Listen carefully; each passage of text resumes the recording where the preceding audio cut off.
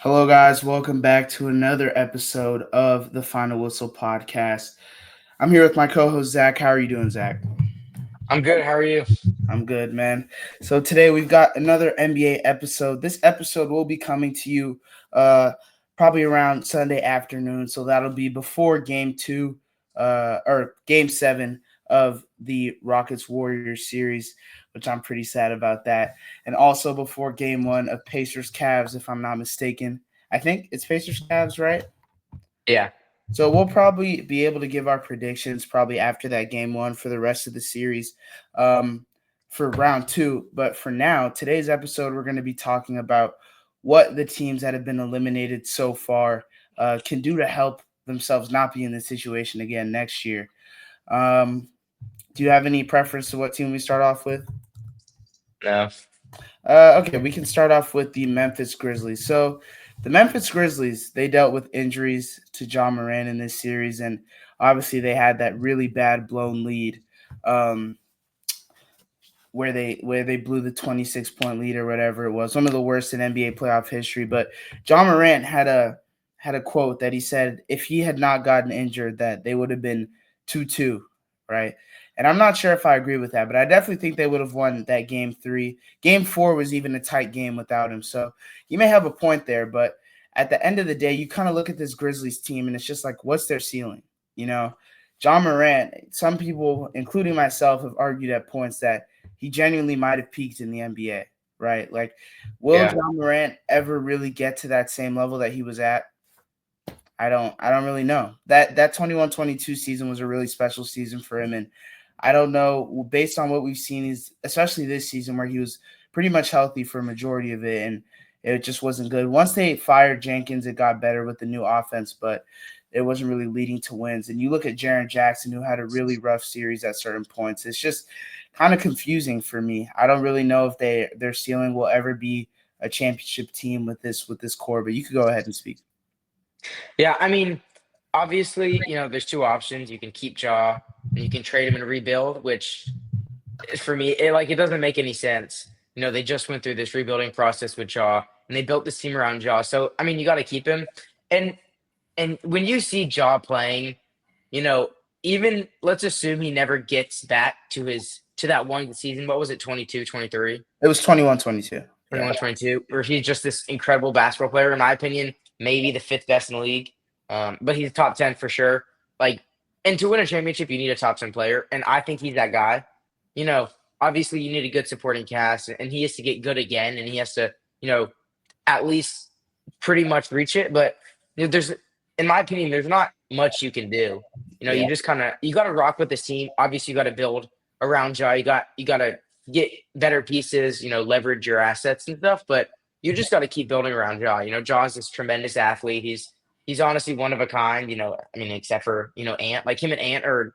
Well, no, he's not one of a kind, but he's an incredible basketball player, and you just got to build around that, and you just got to find pieces that fit with him. Yeah. And a question is like Desmond Bain. I think he had a rough game four where he took some bad shots down the stretch, and they extended him, and he's going to be making a lot of money. I mean, by the time Yeah, his 34. contract, yeah, right now he's making 34, but by the time his contract is up, he is going to be making like 44 million, something like that, right? So you kind of look at it. I mean, he just had a rough series in general, never shot above 50% from the field. And that comeback, 3 for 14, 2 for 11 from three. I mean, Caruso had him under locks. And that's the thing with Desmond Bain. Like, as big as he is, like burly, like he's still like 6'4, 6'5". So once you don't even have to put that much size on him, regardless of his muscle, he's still not that big. We saw Caruso just sit on him that entire game, locked him up the whole time. So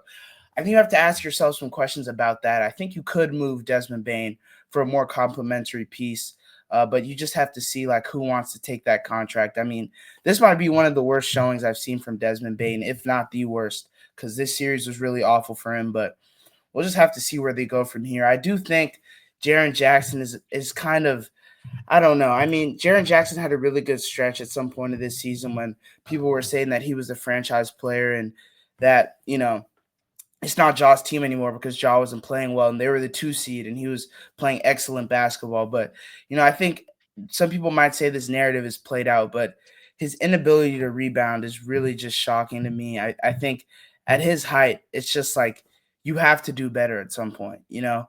Um, like their inability to finish plays on the defensive end sometimes whenever he's not rebounding and they're giving up second chance opportunities, you kind of look at him like, what are you going to do in the games where he's not scoring? I feel like other bigs can have more of an impact on the game, and sometimes he struggles to do that if because maybe he's fouling or and his defense isn't at the top level that we know it can get to. But I just feel like this team, it's not like it's not a terrible fit, but it's kind of a weird fit in terms of this is a team that was looked at, right? That could become the next OKC Thunder during that 21-22 season whenever they battled with the Warriors in that playoff series. People were really looking like this is going to be a really positive team going forward, and they just haven't been that. I mean, they were the 2 seed at one point at the end of the regular season, and they kind of just sputtered out. So I do think they have a really interesting future ahead of them, and I don't really know what's next for them. I'm guessing you look into moving Desmond Bane, but who would really take Desmond Bane at this point? I mean, I'm Yeah. looking I at mean, you can go ahead. if you were to ask me at the trade deadline from a Rockets perspective, I mean I would like trade, I don't know, sign it. Like I would absolutely sign Desmond Bane if I was in the Yeah. Rockets position. He's a little undersized, but like just because of his wingspan, his wingspan's like 6'2" or 6'3", and he's 6'5", so he does have that negative wingspan. But I mean, he's a tremendous shooter. Like to playoffs aside, if we're just looking at the regular season, like he's a tremendous shooter. He shot like I don't know what he shot, but around 40%. Like he's a good 3-point shooter. And just with this team, like they're so they're size like they're undersized and oversized at the same, like they just don't really have a sizing because like Jaws is I don't know, Jaws a little small, Desmond Bain is a little small, but Jaren Jackson Jr. is like You have Edey. realistically, he's a small forward, power forward who's 6'10, Yeah. Zach Edey's 7'4, Santi Aldama's 7 foot, and then Jay Huff. I think Jay Huff is so underrated. He's a 7'1" center, and I swear, whenever I watch a game, he's making 3-pointer. He's making like 3 of 5 or 3 of 6 every game I watch. And I used to hate Scottie Pippen Jr., but after watching him in that one game where he dropped like 28 or something and then fouled out at the end, I mean he's looking pretty good. Yeah, he's looking like But a good player. yeah, Yeah. I just think you got to somehow flip Desmond Bain for some positioning, or I don't Yeah. know. It's a tough And spot. and while Zach Edey did have his rough moments, I think he had a pretty decent season. You know, Zach Edey is one of the most negative narratives I've ever seen around the Yeah, college I did basketball not player. believe in him. I thought he was going to Yeah. be terrible, and And then yeah, he had his bad moments finishing wise and defensively. Sometimes he was kind of foul heavy, but I think he has a lot of room to grow. I believe he was just a 4-year senior, so yeah, he's still 22 years yeah, old. 22 years old still. So I think he has a lot of room to grow on the offensive end, and defensively he played his part well. And he grabbed a lot of rebounds for them at certain points. So you hope he develops further. But Desmond Bain, I guess, I mean, like I said, I'm not the biggest fan of Jalen Green. Another rough game last night, but um, I do think like in a Houston type of situation, Desmond Bain would do better than Jalen Green in that situation. But for you look sure. at it, who are they gonna who would the Grizzlies take? You're not Jalen Green with John Moran is a kind of weird fit. And you just kind of look throughout the league. Orlando, maybe, but who do the Magic get back? Or who do the Grizzlies get back in that Yeah, scenario? So I just feel like they're kind of in a weird spot. I'm looking through all the teams right now. San Antonio. I don't know. San Antonio can't really do anything. Yeah, Like, they can't really do anything. yeah, They're just kind of in an awkward spot. But I mean, I'm guessing they're just gonna have to stick with the team that they have as of now. But going on to our next eliminated team, we can stay. Let's stay in the Western Conference. Maybe the biggest shock of the playoffs, the Los Angeles Lakers losing in 5 games to the Minnesota Timberwolves. Big shock for a lot of the NBA world. All the podcasts I watch, all of ESPN, Lakers in 5, 6, or 7 across the board. I barely saw anyone pick the Timberwolves.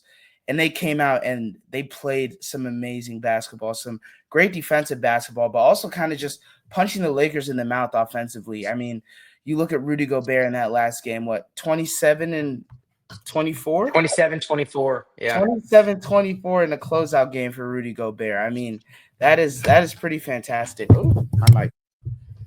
All right, we're good. That is pretty fantastic for Rudy Gobert. But I mean, yeah, they just played some great basketball. Anthony Edwards looks super polished throughout this whole series.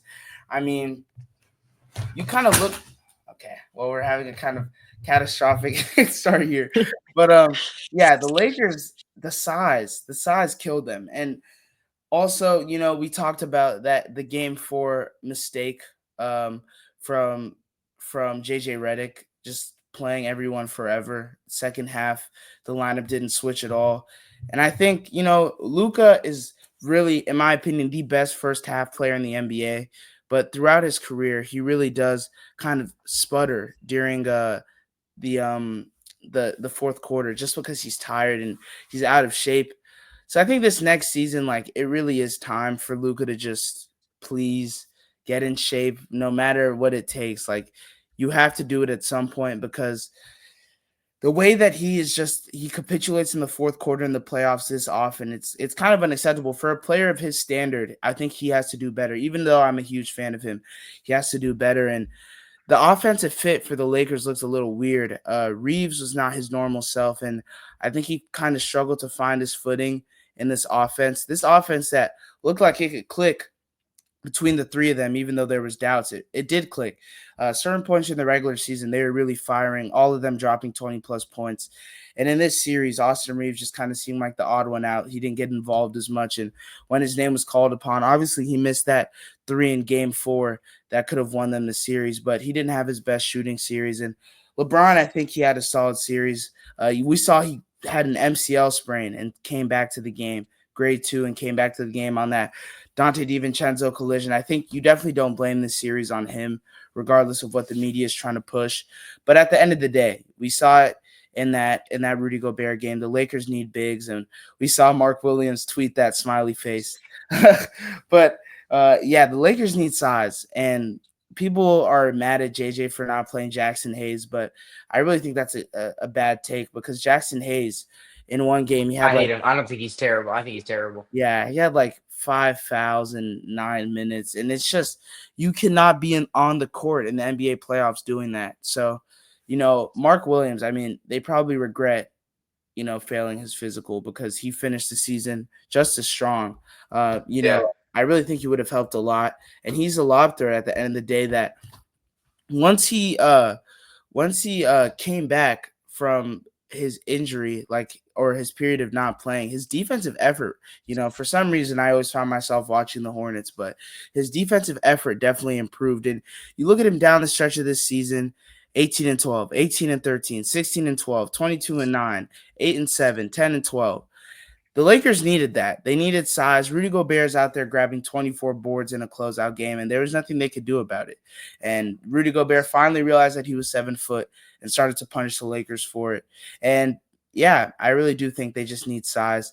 I mean, an available center is Clint Capella, and he's kind of fallen out of favor with the Yeah. with the Atlanta Hawks because rightfully so, in my opinion, they're finally fully trusting Onyeka Okongwu. So I think it is just time to go invest in a center. I think they probably regret not going for Mark Williams at this point, regardless of the health issues, just because there was a huge need there. But I do think Clint Capella could be a good move for them. Yeah, for sure. I mean, Clint Capella is kind of, the obvious choice. He's a good. I think he's an underrated center. He's just been on a bad team. Like obviously, he's not what he was, and he was on that one season with on the Rockets with James Harden and that pick and roll and just kind of abusing that. But you know, obviously they have no money. Like you're paying LeBron James 50 whatever $1 million. You're paying Luca 50 whatever million. Then you have Austin, and just you have a lot of players that you have to pay. And look, realistically, LeBron has max 4 seasons left, and Bronny's gonna like He can play. max. No, I Max, think oh, I for think sure. I think he can play 4 seasons. he can But the play thing for is, seasons, but he's not going to do that. he I won't be at think his peak. He'll be playing at this level for next year, and I mean it's maybe. LeBron. Like maybe the year after, but I think he's gonna wait until Bryce gets in the league, No, which is I don't. which is in which is that third year. Bryce said that's not happening. Yeah, but And it's LeBron, I so doubt Bryce James will make the NBA. I don't think so. yeah. But you never know.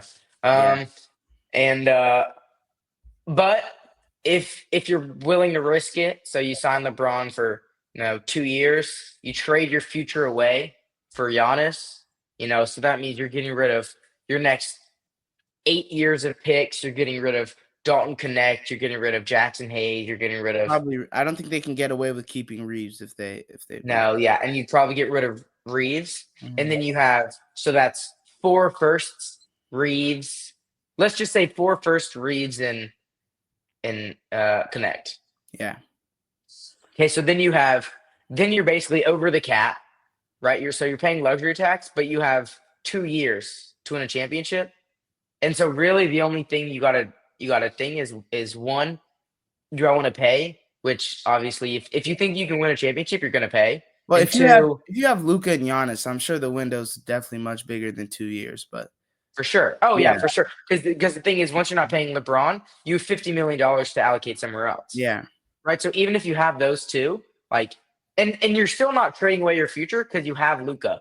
mhm. And he's only how old is he? Like 27, 25, 26, 25, 25. or So 26 maybe at this so point. yeah. So let's assume 26. He still has 5 years left of his prime, or 5 years left of his prime, according to what the Man, average age of the prime is. yeah, But obviously more than that because he's fat and lazy, and that's just how he plays. So he'll have like 8 more years left of this style. Like you're not getting rid of your future. You're just giving away your picks. yeah. And so in my eyes, that's the move. Or if you do think you can win only a center, Steven Adams is 31, almost 32, and we're seeing how he's playing with the Rockets right now. Like he's a perfect option for them, but Houston's going to sign him back, so you just have to pay more. Yeah, Um, and then like Naz Reid, they're going to sign Naz Reid back, or yeah. he's a player option. But But yeah, well, Naz Reid is probably going to decline that player option, and I don't know if he comes back to Minnesota. I think the cap move, or hold on, let me just make sure. Did they haven't paid Naz yet, right? no, not yet. Yeah, I think they'll probably pay him. That's what the cap move was for. But I do think like at some point they just have to go out and get a serviceable center. I think Clint Capella can be that guy. Yeah, And I think that the Hawks tanked his value a considerable amount. He was kind for of just sure. completely out of favor by the end of the season. So I think they can get him on a much cheaper deal, right? This past season he made like 22 million. 22 Yeah. million, I think. I think he'll probably be on less than that if he were to come to another team, which he indefinitely will most likely. Um, so yeah, I do think the Lakers need size, and Luka just has to be in better shape because it's their only option. I mean, Yeah. you That's I can't. mean, yeah, that's what the trade is for. And I heard I think it was Perk who was talking about this, and he was like, from the showing that we've seen from Luca, like Mhm. the trade wasn't justified, but it was understandable. And I so and I think that's perfect. I don't know if I don't think it's still the return because of the return it can never be understand. Yeah. I could maybe understand wanting to move off of Luca if you don't like his play style, but But you got no picks. Like you one literally first round pick. you No, traded for Anthony Davis. Like yeah. basically straight up. Like it was just You got talked out of Connect. Maybe, bro. Maybe we don't even. I don't understand how the Mavericks walked away without getting Austin Reeves in that trade, but yeah. it is what it is. Yeah. Next up, we can now move to the Eastern Conference. We're going to be talking about I think it is the most lopsided series in NBA history: the Miami Heat versus the Cleveland Cavaliers. Or we'll just be talking about the Heat since they were the team that were eliminated. But this was a really sad series. I mean, Tyler Hero comes out and says, "We're not getting swept. I can guarantee you that." And they play one of the worst playoff games in NBA history. The Cavs are up 60 at one point.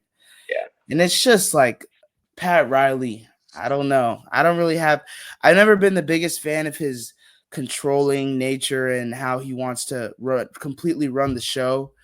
And now it looks like it's coming back to bite them. I mean, you move off of Jimmy Butler because they have a problem, and you know there are several questionable decisions by Pat Riley in that relationship, in my opinion. The stuff with Jimmy's dad, where Jimmy's missing games because his dad is losing his life, and Pat Riley's frustrated. Like, what are we doing? And that relationship was already kind of cracking. If you're not on the court, shut the hell up from Pat Riley. And they move him. They move him to the Golden State Warriors for Andrew Wiggins, Kyle Anderson, and some picks, two firsts, I guess. And Andrew Wiggins in the regular season for the Heat, I mean, he looked pretty decent. Let me pull up his numbers here. I know there was not really a big drop off at all from his days with Yeah. the Warriors. Yeah. Jump up in points per game to 19 a game, shot 46% from the field and 36% from three. And realistically, in comparison to Jimmy Butler, what Jimmy Butler was giving you counting numbers wise on the offensive end, that quite literally is better, right? So you go into the playoffs, I feel like we all knew they were going to lose, but you think it's going to be more competitive than that. And it just capitulates completely. Tyler Hero he had some good games for sure, but he gets shut down in game 4 completely. I think he had 4 points? Yeah. Yeah.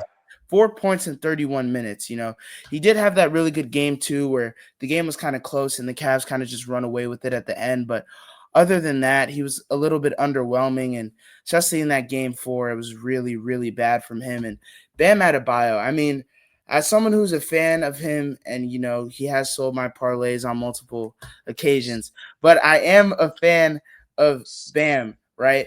And regardless, like it's just kind of awkward because I don't really know. Like, can he shoot threes? Yes, but will he shoot the threes? I don't know. I don't know. This series, he shot the threes more than usual, and they weren't falling outside of like game 3. I think was the good game he had. Yeah, game 3, where the threes were falling. But Bam is one of the best defensive players in the NBA, and I think at some point we're just asking him to be what he's not. Because maybe he just doesn't have that offensive jump that aesthetically you could see the offensive jump for Bam. I mean, he's got a lot of tools to be really, in my opinion, a top 20 player in the NBA with his defensive acumen and the tools that he has on offense. You think I'm pushing it? I mean, 20, like Bro, 30. I mean, he's 20 around 25, like 20 to 25. yeah. But I mean, he's a top 3, top 2 defender in the NBA, regardless. Bam, Yeah, for sure. He's bro. AD. he's a good defender, but It's the top okay. two, Top five. I think top 5: Mobley, Wemby, AD. Amen. Yeah, Amen, AD, Wemby, Mobley, and Bam. That's not a bad top 5. What about a star? No, I'm taking Bam over No. a star. Yeah. It's just different kind of defense. Yeah, it depends on what type. It's kind of hard. Yeah. Yeah, it depends on what type of defense you prefer. But for Bam, like Bam and Mobley, for you to be able to have He's a top 3 center. defensively, or you're Yeah. just No, defensively. Yeah.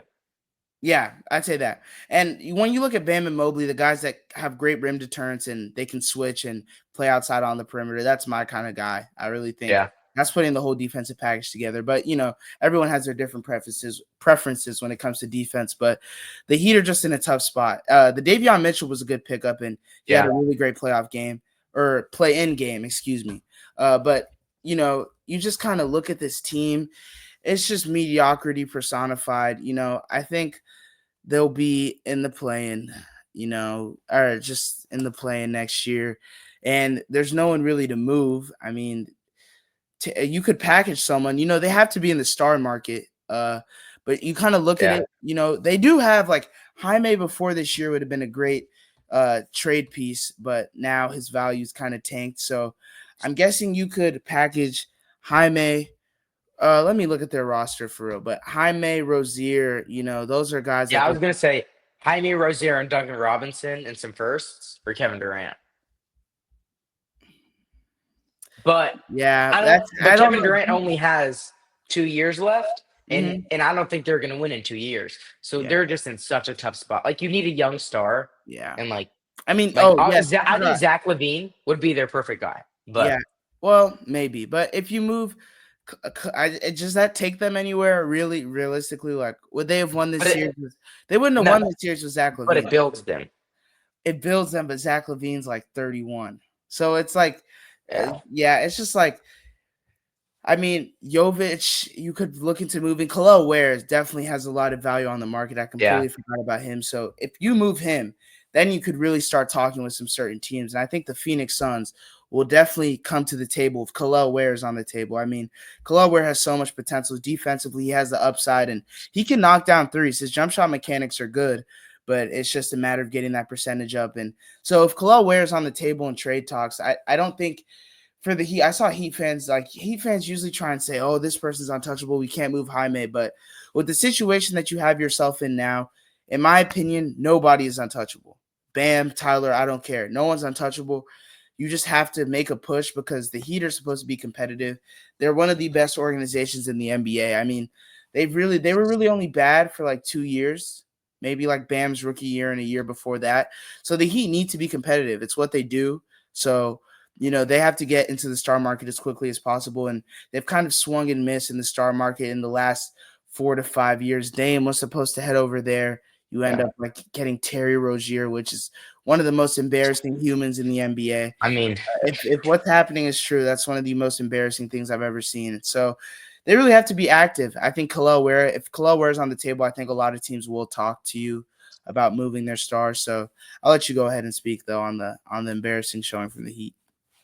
yeah, I mean, you kind of said everything. Like they're just in this tough spot.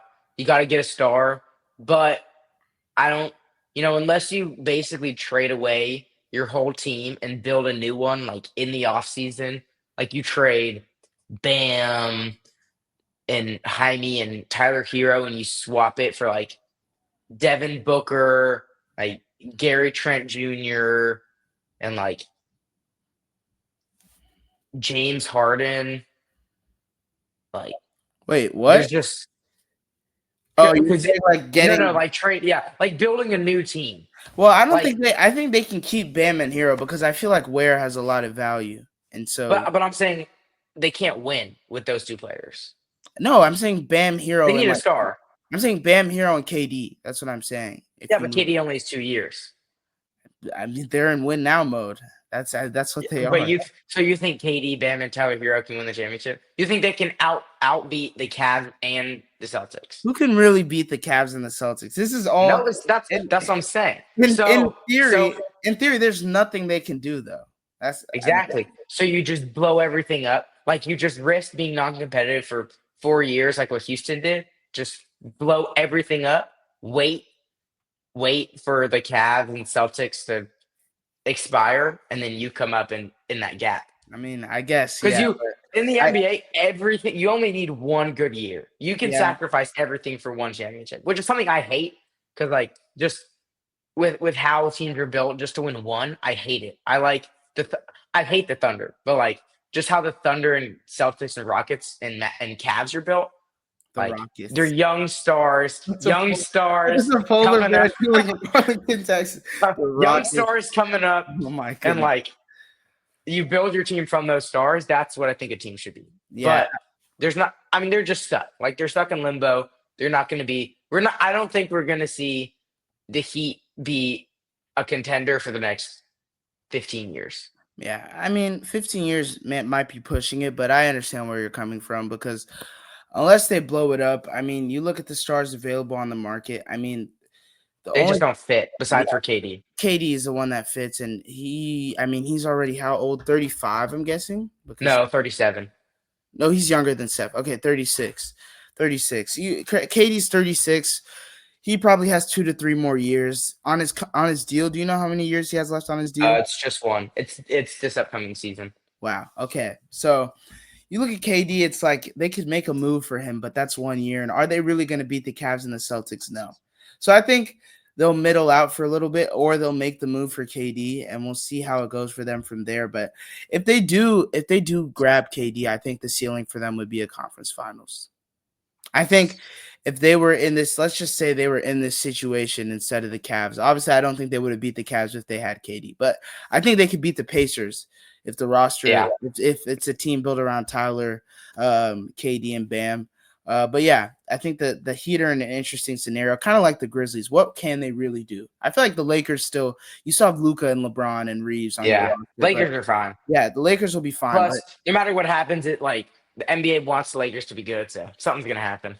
yeah, but the Heat and the Grizzlies are kind of in interesting scenarios because that Andrew Wiggins move. I mean, if that postseason version of him, even defensively, he was awful. So if that postseason version of him is what it's gonna be, it's like I don't know where you really go from there. But moving on to the next series in the Eastern Conference, we can talk about the Pacers, or not the Pacers, excuse me, the Pistons, which is the team I'm really the most optimistic about. I don't really think they have much to fix because you look at this series, Isaiah Stewart didn't play for a majority of the series. He's really their enforcer down low, finishes a lot of plays for them, rebounding the ball, and has good to great rim protection. Really down the stretch of the season, he improved defensively a lot. And some people think he's just antics, but he really does. He does do a lot for them defensively, and he was out for a lot of this series.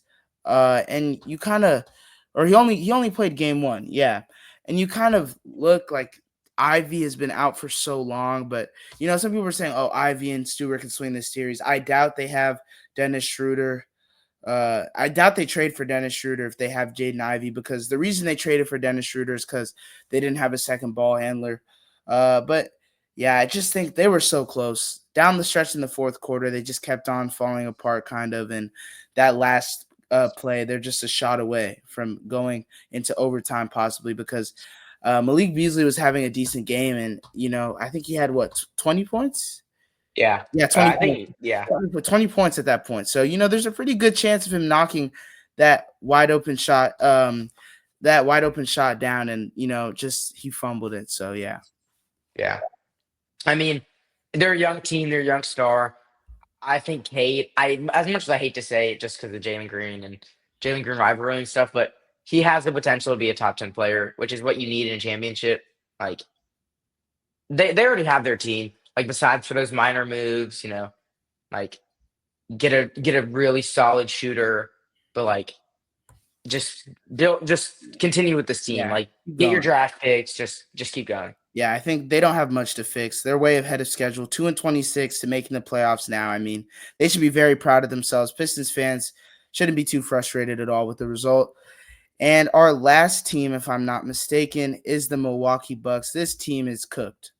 Yeah. Uh, I mean, give Giannis away and just rebuild. Like, I yeah, don't care what anyone says. There's nothing you can do to fix this. yeah. Like, trade Giannis, get it. Like, even if you get a star, you're still cooked. Like, There's no Dame's stars to Achilles. get. I know. Like, they're just cooked. Like, they Yeah. can't do anything. They So, just have to move off of Giannis, in my opinion. I doubt. I really think this could be a career-ending injury for Dame. Like yeah. already with the blood clot stuff, he never really fully recovered from that. He was taking some medication for that, and the Achilles now he's out until the 2026-27 season. So And he'll be basically dead by then. yeah, so I don't really know what I think they just have to move on from Giannis.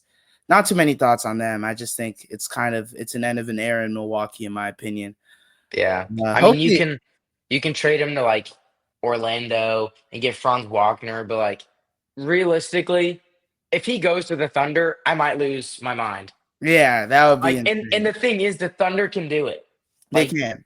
give him Chet and give him like they have so many picks. Like Just give Aaron, him picks. even like just one of those bench players like Aaron Wiggins or whatever, Caruso, whatever you want to move, they have it. They'd also have to throw in Yeah, Isaiah Hartenstein, but yeah, yeah. they have the The pick. Rockets could also do it, Yeah, but like the Spurs could do it as well. yeah. Like, but because you have Wemby and Giannis, like you give away all your pick. Well, nah, but you He's De'Aaron 30. He's Fox. 30. So especially with the Luca trade, a lot of GMs have been whispering that the Luca trade has really changed things. Yeah, We're not going to ever see a Mikal Bridges kind of player go for 4 firsts again.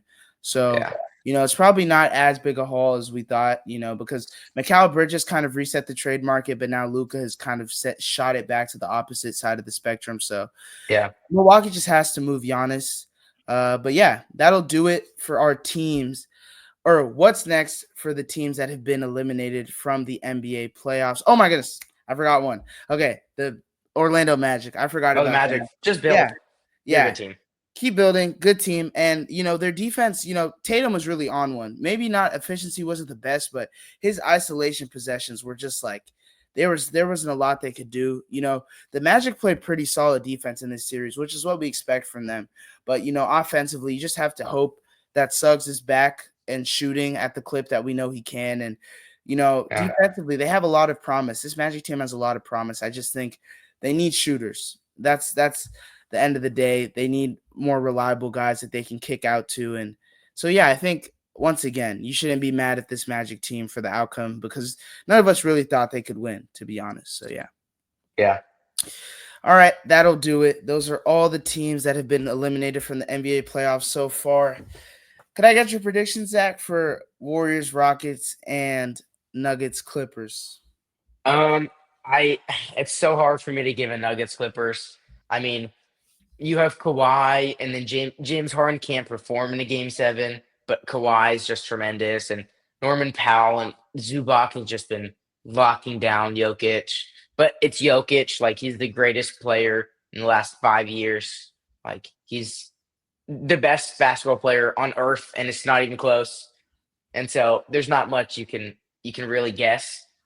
If I had to choose, like who I want the Clippers to win, just because from a matchup perspective in the Thunder, I think they're the only team that has an actual shot. Just because you put Kawhi on Shea, and let if Shea's locked down, you can figure out a way to Shea's gonna outcoach them. But 2020. I think Chris Dunn will probably be on Shea, but 2025 Kawhi's food to Shea, I think. But yes. Kawhi's not what he used to be defensively, but you know, um, yeah, I'd probably go Clippers. Hopefully, I think they win. I think James Harden has a big game to dispel the narratives. Warriors, Rockets. If Fred is on it, if Fred is doing what he's doing, I'm picking the Rockets. yeah, I don't I'll even know. pull up some stats right here. Um, oh, I just wanted to point out how ridiculous this was. It was a Giannis trade to the Rockets. Oh, obviously, Bucks fan who proposed it. Jalen Green, Sengun, 25 first, 27 first, and a 29 for and a 27 first from the Suns. Ridiculous. They would never do that. Yeah, But Fred Van Fleet has the best record, 7-5, by any guard in NBA history versus Steph Curry in the playoffs. that's crazy. I mean, I guess it makes sense, but yeah, I mean, With the Raptors. But yeah, because of the Raptors series. But yeah, Fred has just been absolutely fantastic shooting the three ball. These last three games, I mean, 8 for 12, 4 for 6, 6 for 9. All yeah. of Warriors Twitter has been saying it's Fred Van Fleet magnet ball. I mean, he literally Yeah. just he can't miss. So, the Rockets' problem has been was shooting the whole year, and now Fred is eradicating that problem. So I really do think it's going to be tough for the Warriors. So I am picking the Rockets to win Game 7. Yeah. Yeah, I think so too. Especially with, Jabari with his massive shots, which I honestly no idea why he's not playing the whole game. Like it just baffles me why Ime's not putting him in. He's hitting these huge shots. Oh, and by the way, Fred shot 92% true shooting, 88.5%, and then 85.7% true shooting Yeah. in the last three games. But Jabari, like, if they knock their shots down, there's nothing Warriors can do realistically. Yeah. Sengun's gonna score, and yeah, Okay, so that'll wrap up this episode of the Final Whistle podcast. Thank you guys for listening. If you made it all the way here, please subscribe, please like, and we will see you guys in the next one with our second round predictions.